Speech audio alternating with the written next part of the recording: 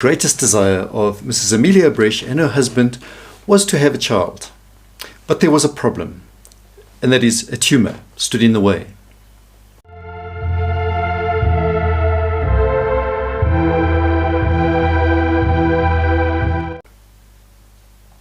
In 1925, Amelia married her husband, whose name unfortunately I do not have, so he remains anonymous. But just over a year later, Amelia developed a persistent hemorrhage. So she went to see a Dr. Casanova, who diagnosed a tumor in the uterus. And further medical tests just confirmed exactly the same diagnosis. Basically, an operation had to happen. However, this operation would render her sterile. So there was a dilemma, because her and her husband really desired to have children. So what should she do? Well, she just avoided the operation.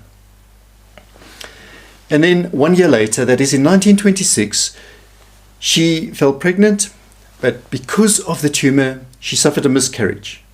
And the doctor advised that the tumor had caused this miscarriage and it will just, the same thing will happen again and again. And thereafter, the hemorrhaging continued. So Amelia continued to consult with other doctors. And she saw a Dr. Negrisoli, who assured Amelia that the only cure for a tumor was surgery.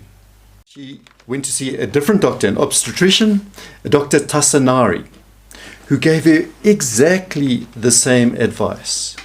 And then another year passed. And Amelia then went back to see the obstetrician, that is Dr. Tassanari, but by now the tumor had grown, had enlarged, and it was becoming dangerous. So he felt compelled, an operation has to happen soon. So what a dilemma to be in.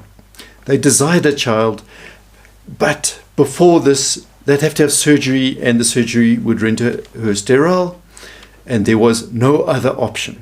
Providentially, Amelia bumped into a Miss Carolina Giovanni, who gave her some illuminating, some very good counsel, and acquainted her with the life of Padre Pio.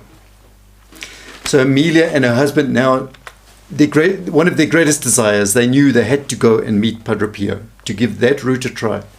So they made the trip to San Giovanni Rotondo, and they went to his monastery, that is Our Lady of Graces.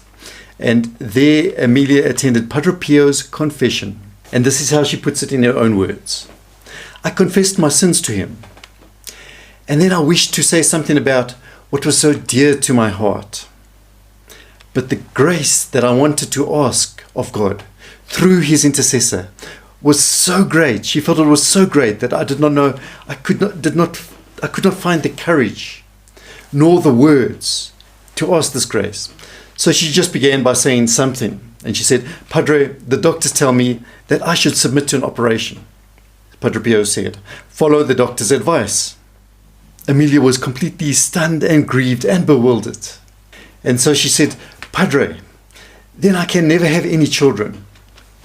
So after this phrase, which really caught Padre Pio's attention, he raised his eyes to heaven. The Padre Pio said to her, well then, my daughter, no instruments. You would be ruined for the rest of your life. And these words filled Amelia with joy. She returned to Bologna and decided to see no more doctors about this. And in fact, the hemorrhaging stopped and it ceased, and she remained in perfect health. Well, about 2 years later, her husband made the trip again to San Giovanni Rotondo. And he spoke to Padre Pio. He went and saw Padre Pio, and Padre Pio prophesied her maternity, that she would be a mother.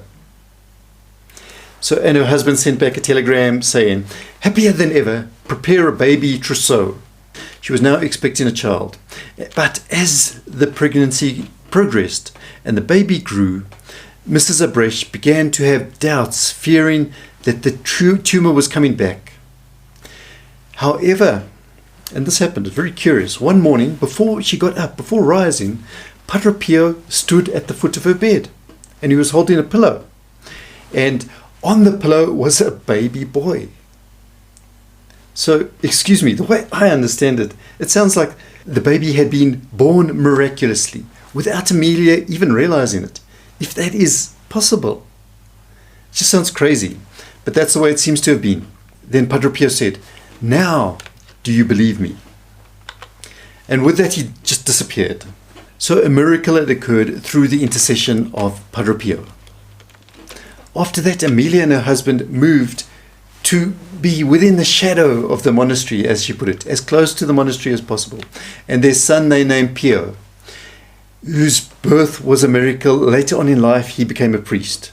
And just to conclude that part of the story, Mrs. Amelia Abresch lived many more years, only dying in 1949. So that's more than 20 years later. A very holy death.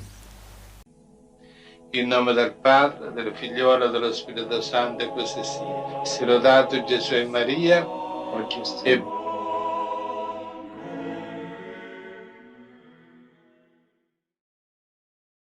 Just a reminder that every Friday we have a special Mass said with the intentions for the protected children of Padre Pio.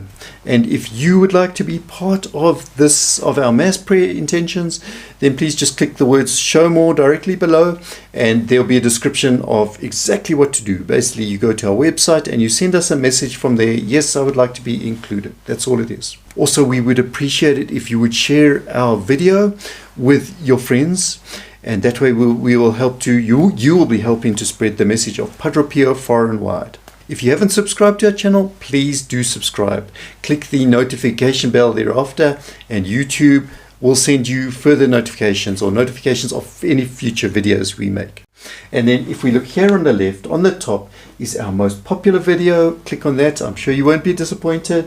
And then underneath is basically a video of what we're about.